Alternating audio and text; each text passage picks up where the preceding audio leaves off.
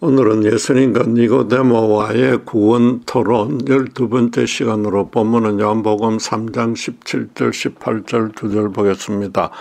요한복음 3장 17절 18절 제가 봉독하겠습니다. 하나님이 그 아들을 세상에 보내신 것은 세상을 심판하려 하심이 아니요 그로 말미암아 세상이 구원을 받게 하려 하심이라. 그를 믿는 자는 심판을 받지 아니하는 것이요 믿지 아니하는 자는 하나님의 독생자의 이름을 믿지 아니하므로 벌써 심판을 받은 것이니라. 이스라엘의 선생으로 존경을 받는 니고데모가 밤중에 몰래 예수님을 찾아온 이유는 간단합니다. 아무래도 자신이 하나님께 구원받았다는 확신이 없어서 바꿔 말해서 심판에 대한 두려움이 완전히 해소되지 않았던 것입니다. 이는 하나님의 택한 족속으로서 그분께 많은 이적으로 은혜를 입었고 거룩한 율법까지 수여받은 유대인이라면 함부로 드러내어서는 안 되는 의문이었습니다. 여호와의 영원한 언약 백성이라는 징표로 할례를 하는 아브라함의 후손이 구원에 대해서 유심을 가진다는 것은 자기들의 민족적인 자부심은 물론이고 정체성까지 무너뜨리는 이단화가 됩니다. 그럼에도 유대 공예언이자 바리새인으로 율법을 잘 지켰던 니고데모가 그런 갈급함을 가졌다면은 많은 사람이 그와 비슷한 마음이었을 겁니다. 실제로 그는 복수주어를 사용해서 우리가 당신은 하나님께로부터 오신 선생인 줄 아나이다라고 말함으로써 자기처럼 심판을 두려워한 자들이 또 있다는 뜻을 드러냈습니다. 그들은 유대교의 틀에 박힌 비난이 두려워서 대놓고 말하지 못했을 뿐입니다. 어쨌든 니고데모가 혼자서라도 유대 주류 사회가 이단시하며 배척했던 예수님과 그 문제를 의논한다는 것은 대단한 용기이며 그만큼 그에게 절실한 문제였던 것입니다. 니고데모가 구원에 대한 확신보다는 갈증만 늘어나는 이유가 무엇인지 주님은 그래서 한마디로 밝혀주었습니다. 사람이 성령으로 영이 거듭나지 아니하면 하나님의 나라를 볼 수 없다고 했습니다. 현재 그가 비록 율법을 잘 지키며 선행을 많이 해도 영이 거듭나지 않았기에 아무리 해도 영적으로 갈급하고 허망할 수밖에 없다는 것입니다. 그로서는 생전 처음 듣는 가르침으로 면담 내내 그 뜻을 온전히 깨닫지 못했을 것이지만 주님으로서는 이건 절대적인 진리인데다가 얼마 후에 니고데모도 성령을 받으면 깨달을 것이므로 일단 곧바로 그렇게 가르쳐 준 것입니다. 당신을 믿어야만 영생을 얻을 수 있다는 주님의 이어진 가르침도 그로선 이해하기 힘든 내용이었습니다. 성령으로 거듭나야 하나님의 나라를 볼 수 있던 것과 같은 의미이므로 너의 지금 영적인 고뇌를 해소시키려면 다른 방안을 찾지 말고 단순히 당신을 믿으면 된다는 것입니다. 말하자면 나사렛 출신의 인간 랍비 예수가 바로 구원을 주시는 하나님이거나 그분과 동격임을 인정하라는 뜻입니다. 니고데모로서는 혹을 때려왔다가 하나 더 붙인 꼴이 되어버렸는데 성령을 받기 전이고 신약 성경도 완비되지 않아서 틀림없이 더 혼란스러워졌을 것입니다. 안타깝게도 신구약 성경 66권이 정경으로 완비된 오늘날에도 많은 신자가 이런 면담을 해야 하는 니고데모처럼 곤혹스러운 심정으로 예수님을 대하고 있습니다. 십자가의 구원 진리가 어려워서 주님을 온전히 믿지 못한다면 성경을 계속 더 깊이 배우고 성령에 거듭나게 해주는 역사가 임하기를 간절히 소망하면서 기도해야 합니다. 정작 문제는 예수님을 구주로 영접하여 잘 믿고 있는 신자 가운데도 끝내 풀지 못하는 큰 숙제가 하나 있다는 것입니다. 자신은 성령의 역사로 예수를 믿게 되어서 너무나 다행이고 감사하지만은 아직 그러지 못하는 사람들에 대한 영적인 부담감과 책임감을 해소할 수 없다는 겁니다. 특별히 불신자 부모님을 위해서 계속 기도하며 전도했는데도 전혀 마음을 열지 않습니다.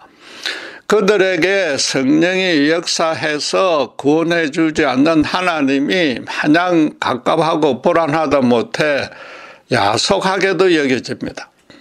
그러다가 끝까지 예수를 믿지 않고 돌아가시면은 세상에서 법 없이도 살 수 있을 정도로 착하고 주변의 어른 사람들도 알게 모르게 많이 도와준 의인인데 어떻게 하나님이 구원해 주지 않았는지 원망을 넘어서 분노마저 생깁니다. 부모님은 지옥에 떨어지고 나 혼자 천국에 가면 무슨 의미가 있느냐는 생각이 들어서 믿음을 포기하고 싶기도 합니다. 본문은 바로 그런 의심과 원망에 대한 답변이 됩니다. 예수님은 당신이 이 땅에 직접 오신 목적이 심판이 아니라 구원이라고 먼저 명확히 밝혔습니다.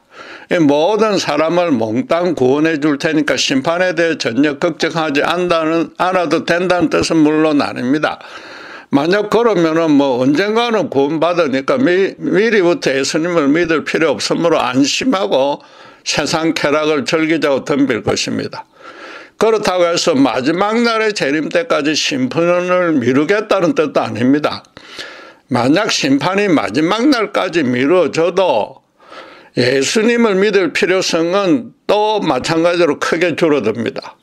지구 시간으로 따지면 수천 년 후일 수도 있는데 즉 죽은 후에도 꽤 오랫동안 심판 없이 잠만 잘 것이므로 굳이 지금 믿을 이유가 없다는 거죠. 언제일지 모르는 그때가 닥쳐서 심판받게 되면 어쩔 수 없다는 심보인 겁니다. 사람은 본성적으로 아주 게으르기 때문에 먼 장래에 일어날 일은 그것도 확실히 알지 못하는 일에 대해서는 별로 염려하지 않습니다. 종교적인 몽상에 빠져서 불안장애 등이 생기지 않는 이상 그저 눈앞의 재미에 빠져놀기에 바쁩니다. 믿음 있는 신자마저 새벽 기도 때마다 당장의 고난에서 어서 빨리 구해달라고 하나님께 떼쓰는 것도 사실은 자신이 게으르다는 증거입니다. 고난 없이 평안하게 지내겠다는 것은 뒤집으면 하나님의 일은 굳이 서두르지 않겠다는 뜻이기 때문입니다. 주님이 이 땅에 심판이 아니라 구원하러 왔다는 것은 당신의 인간을 향한 근본적인 심정이기도 하지만은 이번 초림으로는 구원 사역만 직접 하시겠다는 뜻입니다. 그러나 구원과 심판은 동전의 양면과 같기에 구원받지 못하는 자는 따로 굳이 심판하지 않아도 당연히 심판받는 것이란 뜻입니다. 이는 너무나도 단순 명료한 영적 진리인데도 신자들마저 잘 모르거나 쉽게 잊어버리는 경향이 있습니다. 동전의 앞면과 뒷면 둘만 있지 다른 면은 없듯이 인간의 영원한 운명도 구원과 심판 둘로만 나뉩니다. 둘이 함께 겹쳐지는 운명, 즉 인간과 하나님과의 관계에서 어정쩡한 해색지대는 절대로 없다는 말입니다. 사람은 하나님 편에 붙거나 그 반대쪽 사탄 편에 붙는 것 둘 중 하나일 뿐입니다. 주님은 지금 당신을 믿으면 하나님 편에 붙게 되고 믿지 않으면 하나님 편에 절대 붙을 수 없다고 선언한 것입니다. 성령이 간섭하여 예수님을 인격적으로 대면하여서 구원의 확신이 생긴 신자는 이미 영생 안에 들어와 있습니다. 예수님을 끝까지 믿지 않으면 원죄하에 태어나서 사탄의 조종 아래 있는 상태에 그냥 계속 머무르는 것이며 그것이 바로 심판입니다. 따라서 모든 세대의 모든 사람은 구원 안에 이미 들어왔거나 구원으로 인도받고 있는 중인 사람과 심판에 머물면서 심판으로 걸어가는 사람 두 부류로만 나뉘는 겁니다. 주님으로서는 심판을 직접 따로 하실 필요 없이 구원 주실 자만 구원하시면 된단 말입니다. 그래서 주님은 아무 말씀 없이 골고다 언덕 십자가에 올라가서 하나님에게 구원받을 수 있는 길을 앞으로 올 모든 세대를 포함해서 천하 만민에게 확실하게 보여주신 것입니다. 구원과 심판 둘로만 나뉘니까 다른 구원의 길은 없다는 뜻도 됩니다. 비유를 하자면 그 십자가는 아파트 단지 사무실에서 단지 내에 공원에 몇 시까지 오시는 주민에게 점심 도시락을 무료로 제공한다고 공지하는 것과 같습니다. 그 시간 안에 도착한 주민은 도시락을 받고 그 공지를 예사로 여기고 공원에 가지 않거나 늦게 도착한 주민은 도시락을 받지 못합니다. 이처럼 끝까지 예수님을 완악하게 거부한 자는 자기 잘못으로 심판을 받을 뿐 주님이 추가로 심판의 벌을 준 것이 아니라는 말입니다. 이 비유에서 반드시 주목해야 될 부분이 하나 더 있습니다. 그 동네 주민이어야만 공짜 도시락 선물을 받을 수 있지 남의 동네 사람이 와서는 받을 수 없습니다. 구원에 적용하면 하나님의 택함에 들어야만 성령이 역사해서 당신의 자녀로 삼아준다는 것입니다. 역으로 그분의 택함에 들지 않는 자는 성령이 역사하지 않으니까 예수님을 믿을 수 없다는 뜻도 되는 겁니다. 그래서 기독교 예부에서는 구원으로 택함 받은 사람은 하나님이 편애하여 특혜를 준 것 아니냐는 반발이 나오게 됩니다. 십자가상의 강도처럼 아무리 흉악한 살인죄인이라도 예수를 믿기만 하면 구원 준다는 기독교는 불공평하고 독선적이고 배타적이라고 비난합니다. 그런 맥락에서 기독교를 풍자하고 비판한 미량 같은 영화가 크게 히트친 것입니다. 그런 반발은 성경이 말하는 구원 진리를 바꿔 말해서 인간의 영적인 실상을 정확히 알지 못하기 때문에 생기는 것입니다. 아담의 타락 이후로 모든 세대의 모든 인간은 죽기까지 스스로 죄를 이겨낼 영적 실력이 안 되므로 죄에서 절대로 자유롭지 못합니다. 아무리 어렵게 산 불신자도 죽기 직전에는 심판에 대해서 걱정하고 또 믿음이 좋은 신자도 평생토록 예수님의 십자가 용서를 구합니다. 믿음과 상관없이 모든 인간은 죄에 대해서 죽기까지 무력하고 무능합니다. 편애나 특혜는 남들보다 훨씬 못하는 자를 그에 걸맞지 않게 더 좋은 대우를 해주는 것입니다. 예컨대 부모가 권력자나 부자라서 성적이 떨어지는 학생을 선생이 매번 칭찬하면서 반장으로 세우는 그런 것입니다. 하나님의 구원 선택이 만약에 그렇다면 말하자면 이방 종교처럼 인간이 바치는 헌금과 헌물과 치성 등을 바탕으로 구원이 이루어진다면 그건 차별적인 특혜입니다. 그러나 어떤 인간도 하나님께 내세울 만한 자격, 조건, 능력, 성품, 선행, 공로 등이 없습니다.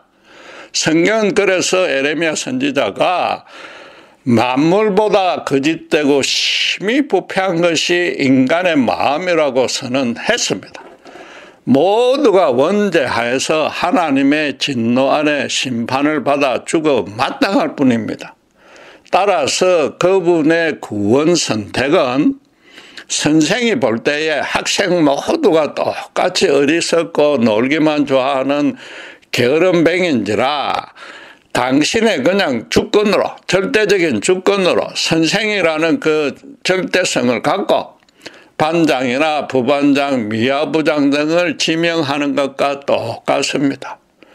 학생들 사이에 차등을 두고 판단할 기준이나 근거가 하나도 없기에 그게 편애나 특혜가 개입되지 않은 겁니다.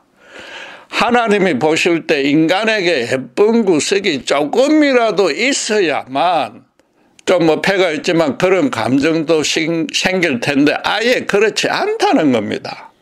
시커멓게 더럽혀진 누더기를 똑같이 덮어선 거지들 중에서 구원으로 택해 주었기에 순전히 그분의 은혜일 뿐입니다.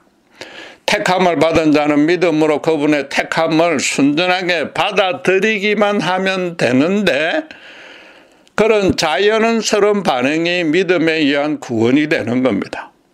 언제든 양껏 먹을 수 있는 음식이 쌓인 창고를 가르쳐 주는데도 그걸 믿지 못해서 가지 않는 거지는 평생 거지를 면하지 못하는 것입니다.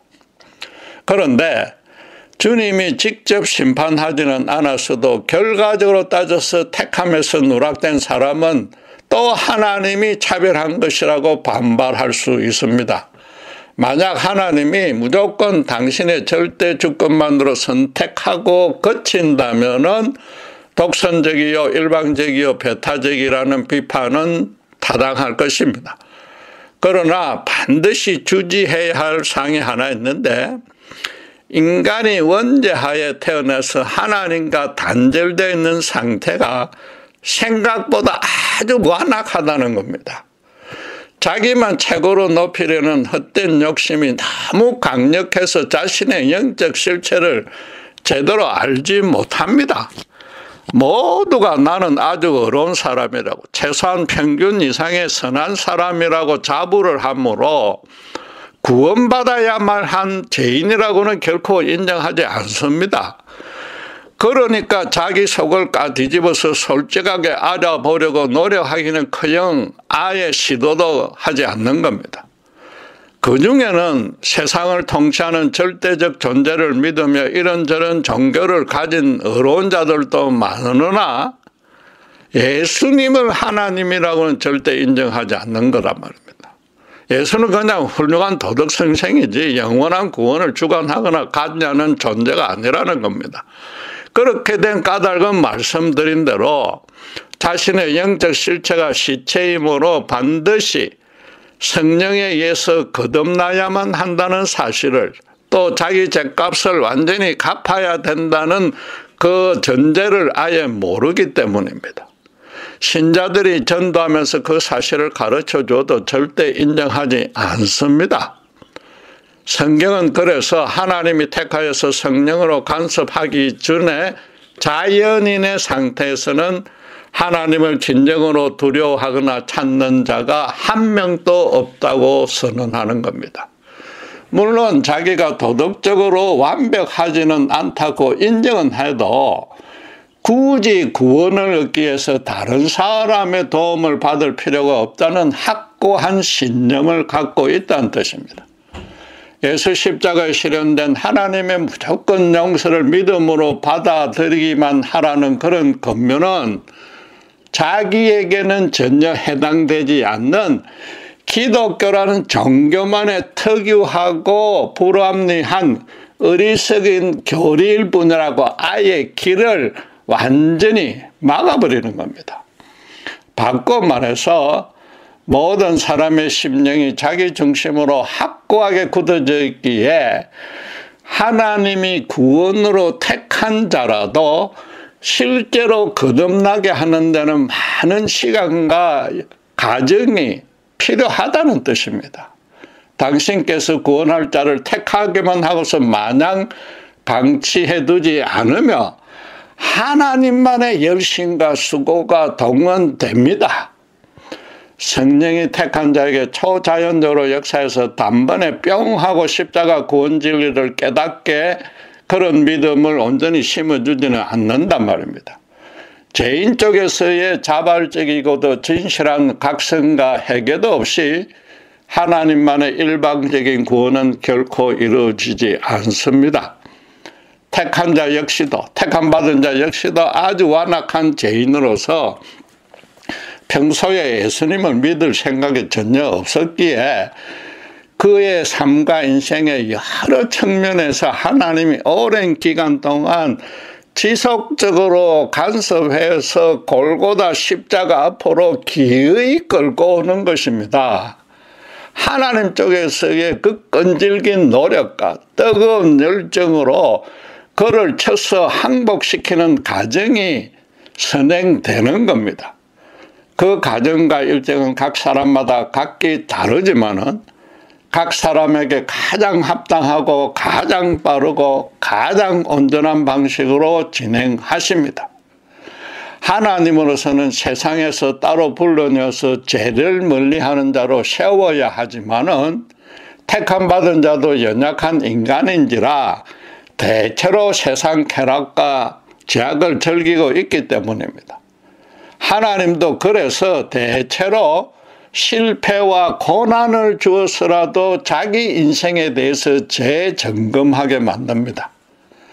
자기 삶에 뭔가 눈에 보이지 않는 거대한 힘이 자신이 소망하고 의도하고 계획 노력하고 있는 방향과 모습이 아닌 쪽으로, 그런데 그쪽이 훨씬 더 거룩한 쪽으로 인도하고 있다고 느끼게 만듭니다. 신자로서는 그런 초기에는 하나님의 간섭과 인도인 줄 미처 알지 못합니다. 그러다가 성령님은 그 반복되는 실패와 고난을 그로 하여금 자기 내면과 연결시키도록 역사해 주시는 겁니다. 자신의 영적 실체가 스스로 자부했던 것만큼 절대 어렵지 않고 오히려 그 반대로 아주 치사하고 초하다는 사실을 조금씩 깨닫게 인도하시는 겁니다.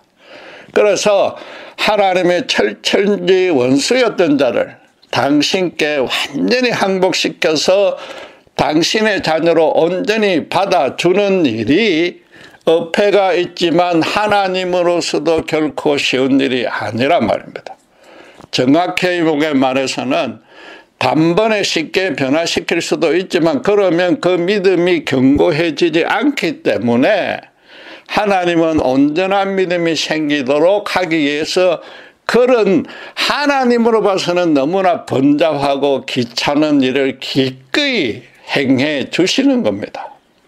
간혹 위급하고 큰 고난에서 초자연적으로 구출받아서 단번에 예수를 믿는 것 같은 사람이 있습니다. 그러나 그도 그의 지난 삶을 곰곰이 되씹어 보면 하나님이 세밀하게 개입하여서 당신의 살아계심과 그를 사랑하고 계심을 알게 해주는 그런 은총을 끊임없이 베푸셨음을 본인은 알 수 있습니다. 그 본인이 너무 모르고 지나침으로 구원해 줘야만 할 때에 확실하고도 결정적으로 간섭하여 단번에 깨닫게 해준 것이 그런 초자연적인 사건이란 말입니다. 하나님 쪽에서 택하기만 하고서 줄곧 외면하고 있다가 마치 로또 당첨되듯이 큰 은혜를 줘서 예수를 믿게 만드는 것이 아니란 말입니다. 하나님이 구원으로 택정하신 자를 어떻게 전혀 모르는 척 내내 방치할 수 있겠습니까? 그러면 아예 택하지도 말았어야 됩니다. 이처럼 구원으로 택한 자를 하나님 쪽에서 그 삶에 세밀하게 간섭하여서 기어이 예수님의 십자가 앞에 엎드리게 만드는 것을 그분의 완벽한 섭리라고 말합니다. 당신의 절대적 주권만으로 선택하고 치우면은 일방적 독선적 하나님이지만은 완벽한 섭리로 당신 쪽에서 이끌었기에 그분의 택하면은 일방적인 편애나 특혜가 개입될 소지가 없는 것입니다. 그 대표적인 경우가 바로 사도 바울입니다.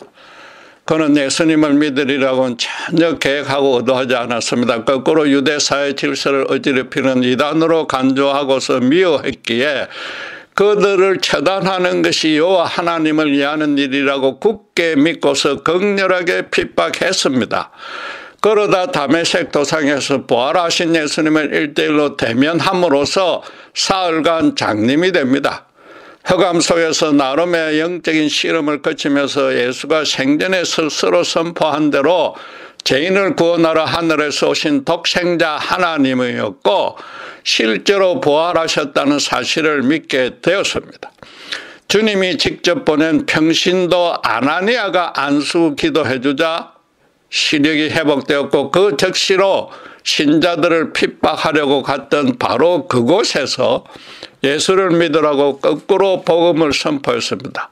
언뜻 보면 예수님이 그에게 믿음을 순간적으로 심어주신 것 같으나 그렇지 않습니다.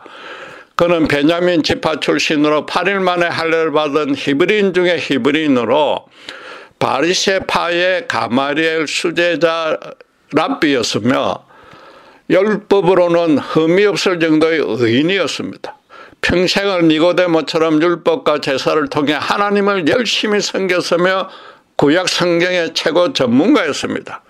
나사렛 예수운동이 유대인들 사이에 큰 인기를 걸게 되자 영원한 구원에 대해서 아마도 성경을 새롭게 연구하기 시작했을 것입니다. 그러다가 그 이단의 평신도인 스데반을 신성모독죄로 처형하는 일을 주도했는데 스데반이 돌에 맞아 죽어가면서도 천국을 실제로 바라보면서 전혀 고통 없이 평안한 가운데 감사하는 모습을 직접 목격했습니다. 자신은 한 번도 경험해 보지 못한 영적인 현상이라 너무도 부러웠는데다가 그가 자기 스승인 예수처럼 자기를 죽이는 사람들을 용서해달라고 기도하는 모습을 보고서는 너무나 큰 충격을 받았을 것입니다. 그런 영적인 갈등을 겪고 있는 와중에 자기도 부활하신 예수님을 직접 만난 것입니다. 천상의 영계에 계시면서 자기를 사흘간 장님으로 만들 정도의 능력을 가진 분이라면 당신의 제자들을 죽이려 혈안이 된 자기를 순간적으로 죽일 수 있는데도 살려주었고 이방인의 사도가 되라는 막중한 소명까지 주었습니다. 그 일련의 간영에 틀림없이 그에게도 성령이 충만하게 역사해서 예수님에 대한 영적인 분별력과 함께 그분께 순종할 믿음이 생기도록 해 주었을 것입니다. 하나님은 바울을 모세의 율법과 대조하여서 예수님의 십자가 복음을 정확하게 가르칠 당신의 종으로 택하여서 한시도 떠나지 않고 완벽한 섭리로 그때까지의 삶에 세밀하게 간섭하셨던 것입니다. 그로 우선 율법에 대해서 큰 자부심을 갖도록 해서 나중에 십자가 진리를 알게 되면 그것이 얼마나 헛된 인간적인 의인 줄 깨닫도록 해주는 겁니다. 또 그에 비해서 십자가 은혜가 얼마나 풍성하고 온전한지 깨달아서 평생토록 복음만 전하고 가르치게 하려는 하나님의 준비 과정이었습니다. 다메섹 도상에서 예수님을 만나서 회심하게 된 것은 그런 섭리가 마지막으로 열매를 맺는 그런 결정적인 조치였을 뿐인 겁니다. 그러니까 바울은 에베소서 1장 4절 6절에서 이렇게 당당하게 선포했던 것입니다. 창세전에 그리스도 안에서 우리를 택하사 우리로 사랑 안에서 그 앞에 거룩하고 흠이 없게 하시려고 그 기쁘신 뜻대로 우리를 예정하사 예수 그리스도로 말미암아 자기의 아들들이 되게 하셨으니 이는 그가 사랑하시는 자 안에서 우리에게 거저 주시는 바 그의 은혜의 영광을 찬송하게 하려는 것이라. 말하자면 자기를 다메섹 도상에서 구원해 준 것이 아니라 창세전부터 이미 구원으로 택해 놓았다는 겁니다. 다소에서 로마 시민권을 가진 부모 아래 태어나서 헬라어에 능통했고 힐렐 학파의 바리새인이 된 것들이 이방인의 사도로 세우려는 하나님의 영원하신 계획이었다고 깨달은 것입니다.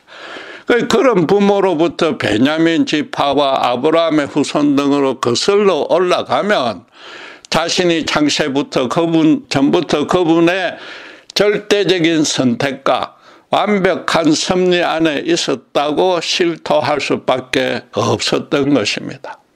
그런데 하나님의 그런 완벽한 섭리도 결국 택함 받은 자에게만 해당되므로 계속해서 그분의 특혜일 뿐이라고 반박할 수 있습니다. 그러나 오늘 본문 18절이 그런 비난은 전혀 타당성이 없으며 오히려 그것이 심판의 원인이 된다고 말해줍니다.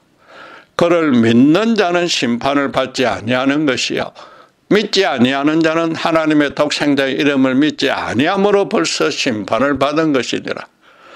예수님은 철임하셔서 구원받기 원하는 인간들에게 믿음 외에는 어떤 요구도 하지 않았습니다. 율법을 지켜라, 선행을 많이 쌓아라, 재물을 최대한 바치라고 명하지 않았습니다.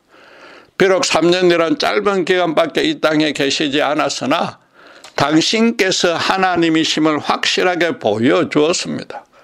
인류 역사상 주님과 같은 존재는 그전에도 그 후에도 앞으로도 영원히 없을 것입니다. 하나님의 나라는 물론이고 도덕과 종교 계명에서도 당신처럼 가르치는 스승은 전혀 없었고 그 권세 있는 가르침을 받는 자는 큰 영적 울림이 생겼습니다. 어떤 불치병과 불구든 물론 모든 죽은 자도 말씀 모든이 아니라 죽은 자도 말씀 한마디로 단번에 완쾌시켜 주었습니다. 나아가서 자연재앙마저 말씀으로 명령하여서 잠잠하게 했으며 떡 5덩이와 물고기 2마리로 2만여 명을 먹였습니다. 무엇보다 당신께서 예언한 대로 십자가에 죽은 지 사흘 만에 부활했습니다. 그러면서 당신이 구원하러 온 하나님이라는 사실을 믿으라고만 초대했는데 결국 그렇게 믿을 만한 근거와 증거를 차고 넘치도록 주신 이후에 십자가에 죽으시고 부활하신 이후에 그랬단 말입니다. 주님은 이 땅에서 인간들에게 오직 선한 일만 베풀었지 단 한 번도 악한 일은 물론이고 사람들을 시기 질투도 하지 않았습니다. 사에서 가장 천대받고 소외된 자를 더 큰 사랑으로 품어서 위로하고 치유해 주었습니다. 마지막으로 역사상 최고로 억울한 죽음으로 이끌려가도 한마디 반말 변명 대꾸하지 않았고 오히려 원수들의 구원을 위해서 기도해 주었습니다. 십자가 죽음으로 죄로 타락해 하나님과 원수가 되어 있는데도 당신이 지으신 인간인지라 그 십자가 죽음으로 아무 조건 없이 얼마나 사랑하는지 온전히 다 보여주신 겁니다.